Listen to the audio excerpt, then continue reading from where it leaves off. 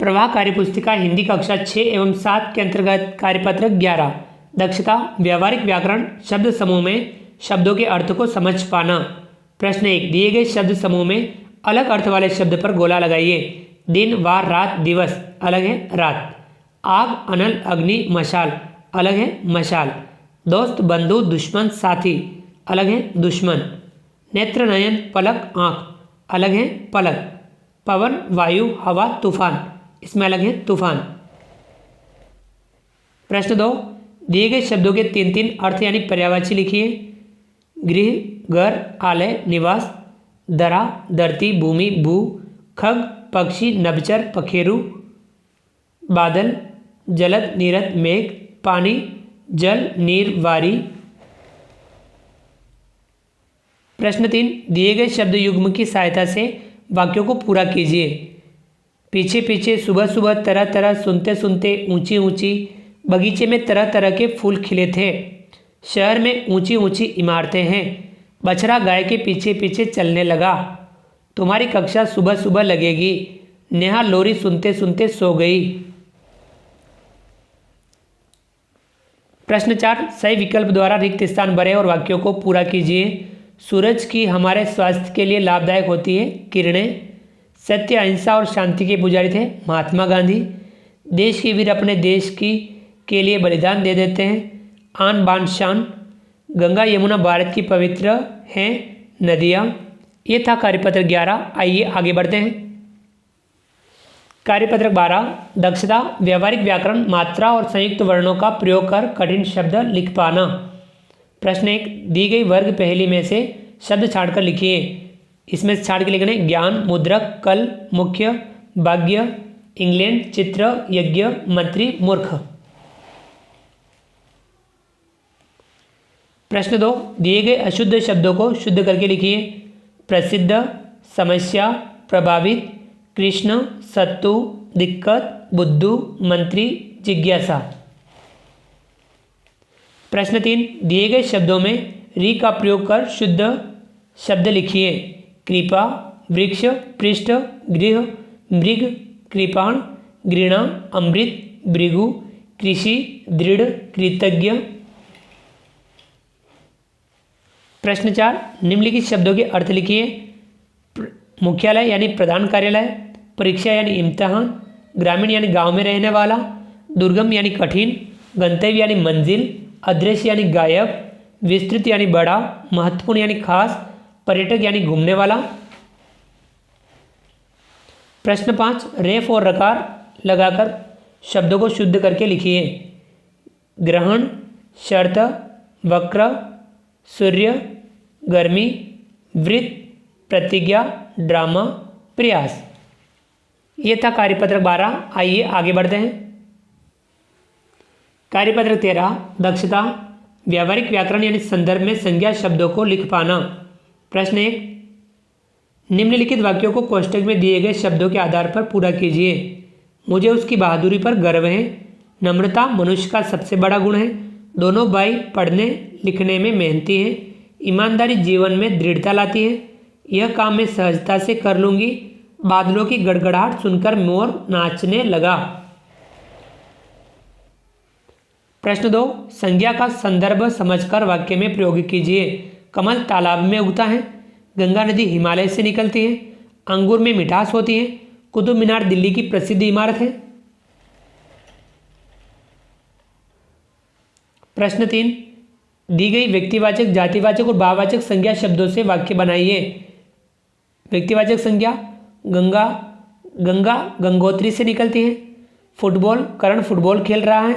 Japan, Japan की राजधानी Tokyo है। जातिवाचक संज्ञा शहर, इंदौर साफ सुथरा शहर है। बगीचा, फूलों से बगीचा महक रहा है। लड़के, लड़के खेल रहे हैं। भाववाचक संज्ञा खुशी, मयंक, मयंक खुशी के मारे फूला न समाया।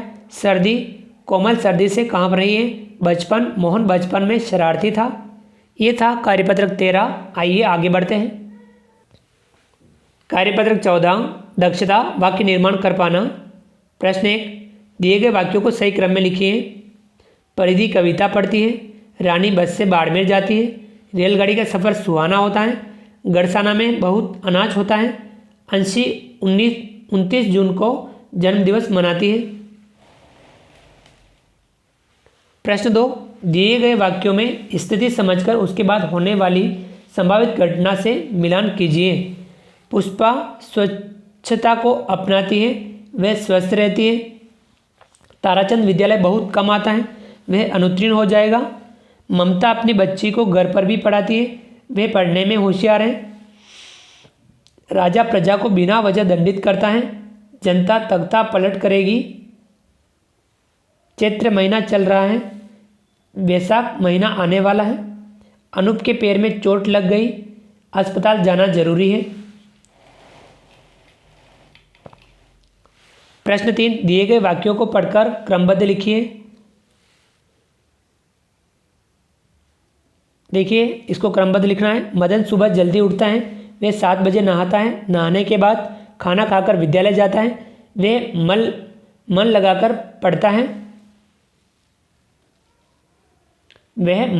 पढ़ता है। इसलिए अध्यापक उससे बहुत प्रेम करते हैं, वह भी अध्यापकों का सम्मान करता है। प्रश्न 4, आप सुबह 8 बजे से 10 बजे तक क्या क्या करते हैं? क्रमबद्ध लिखिए। हम 8 बजे नाश्ता करते हैं, नाश्ता करने के बाद विद्यालय जाने के लिए तैयार होते हैं, फिर विद्यालय जाते हैं। ये था कार्यपत्रक 14। आइए आगे बढ़ते हैं। कार्यपत्रक 15, दक्षता। गद्यांश या पद्यांश को पढ़कर समझ के साथ उत्तर दे पाना, यानी निष्कर्ष निकालना। सांबा नगर में एक बुद्धिमान व्यक्ति रहता था, उसका नाम श्याम सुंदर था। उसी नगर में एक शरारती बंदर रहता था, वह नगर के लोगों को तंग करता था। कभी उनका कोई सामान ले जाता था तो कभी बर्तन, खाना, कपड़े आदि। सभी लोग उससे परेशान हो गए थे। एक दिन श्याम सुंदर ने बंदर को लालच देकर पकड़ लिया और जंगल में छोड़ आया। उसके बाद सभी आराम से रहने लगे।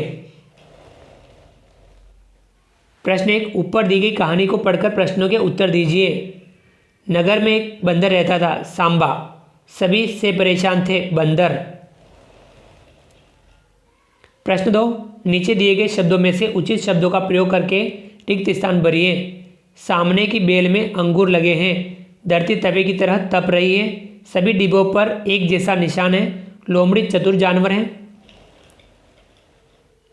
प्रश्न 3, बुद्धिमान व्यक्ति का क्या नाम था? बुद्धिमान व्यक्ति का नाम श्याम सुंदर था। श्याम सुंदर ने बंदर को कैसे पकड़ा? बंदर को लालच देकर पकड़ा। सभी आराम से कब रहने लगे? जब श्याम सुंदर ने बंदर को जंगल में छोड़ा। ये था कार्यपत्रक 15। आइए आगे बढ़ते हैं। आकलन 1। प्रश्न 1, दिए गए शब्दों के 3-3 पर्यायवाची लिखिए। सुमन, पुष्प, कुसुम, प्रसून, सूर्य, सूरज, दिनकर, भास्कर। दिन, दिवस, वार, दिवा। पेड़, वृक्ष, तरु, विटप।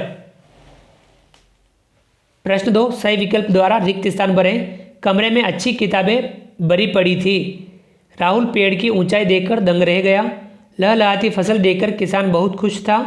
धीरे धीरे प्रशांत फिर से पढ़ाई में रम गया। प्रश्न 3, दिए गए अशुद्ध शब्दों को शुद्ध करके लिखिए। पुरस्कार, कवियत्री, सम्मान, ऋषि, परीक्षा, तबीयत। प्रश्न 4, दिए गए वाक्यों को सही क्रम में लिखिए। चंद्र पढ़ने में होशियार है, मोहित अलवर से कल आएगा। विशाल ने परीक्षा में अच्छे नंबर प्राप्त किए, अंकिता खुश मिजाज है। प्रश्न 5, निम्नलिखित शब्दों का अर्थ लिखिए। प्रेरक यानी प्रेरित करने वाला, गणितज्ञ गणित शास्त्र जानने वाला, महत्वपूर्ण अधिक महत्व का यानी खास।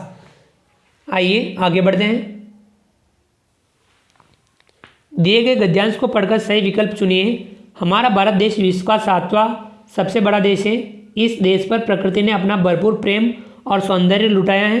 उत्तर में महान हिमालय जैसा विश्व का सबसे ऊंचा पर्वत खड़ा है, तो दक्षिण में सागर इसके पैर धोता है। इसके अलावा जंगल, पठार, मरुस्थल, कछारी भूमि, सुंदर घाटियाँ आदि सभी कुछ भारत की शान है। अतः यूँ कह सकते हैं कि भारत अपनी भौगोलिक विशेषताओं के आधार पर संसार में सबसे अनूठा देश है और हम इस अनूठे देश के वासी हैं।